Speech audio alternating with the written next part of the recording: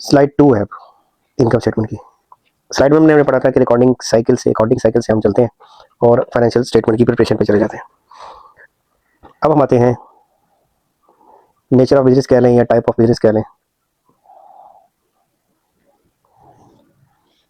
Ownership base पे इसकी types,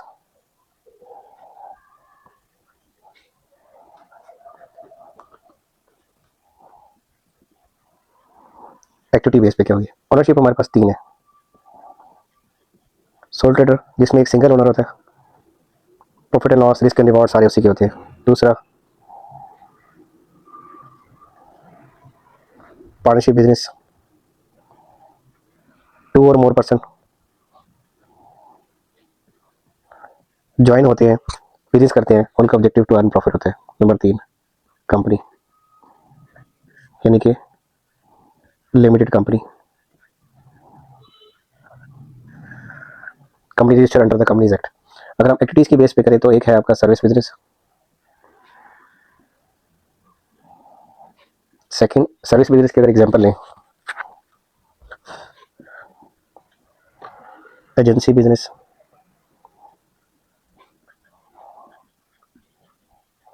law firms, consultancy firms या बिजनेस,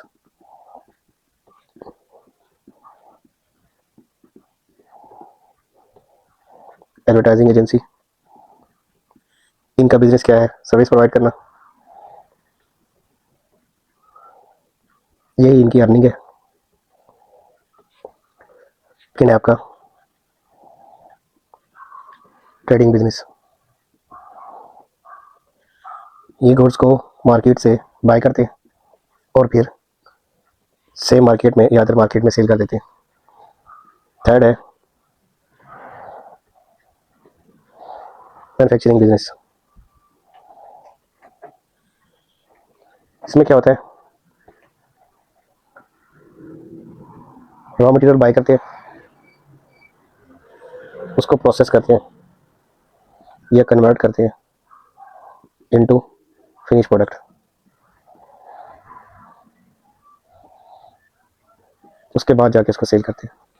और अगर हम अपने सिलेबस कंटेंट से लिंक करते हैं तो ओ लेवल के सिलेबस में ये सोल ट्रेडर की फाइनेंशियल स्टेटमेंट्स बनाना भी है, पार्टनरशिप की भी है और कंपनी भी है। कंपनी की ठीक है, उसका थोड़ा सा रिस्ट्रिक्टेड एरिया है, डिटेल्स भी नहीं है। सर्विस बिजनेस की इनकम स्टेटमेंट भी है, ट्रेडिंग बिजनेस की भी है और मैन्युफैक्चरिंग बिजनेस की भी है। अब इन सबको स्टेप बाय स्टेप देखते हैं। तो सबसे पहले हम जब सिलेक्शन करते हैं, हम कहते हैं सोल ट्रेडर हो और उसकी कोई ट्रेडिंग एक्टिविटी है, उसकी अगर हमें इनकम स्टेटमेंट बनाना पड़े तो कैसे बनाएंगे, हमारे पास डाटा कैसे आएगा और हमें इसको बनाना कैसे है।